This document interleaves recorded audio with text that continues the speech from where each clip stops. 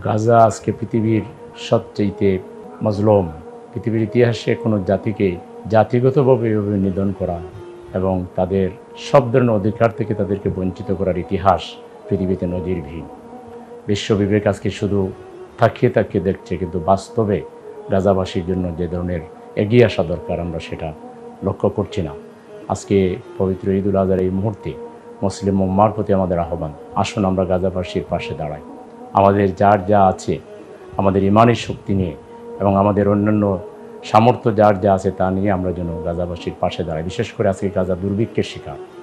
খাদ্যের মতো একটা নিত্য প্রয়োজনীয় যে বিষয়, সেটাকে উপেক্ষা করা হচ্ছে। খাদ্য সামগ্রী পৌঁছে দেওয়া হচ্ছে না। যখন ত্রাণ নিতে যাচ্ছে লোকেরা, তখনও উপর থেকে বোমা নিক্ষেপ করা হচ্ছে। এটা সবচেয়ে একটি অমানবিক একটা ঘটনা। আমরা এইসব অমানবিক ঘটনার তীব্র নিন্দা জানাই এবং সারা মুসলিম বিশ্বকে, বিবেকবান মানুষকে গাজাবাসীর পাশে দাঁড়ানোর জন্য আহ্বান জানাই।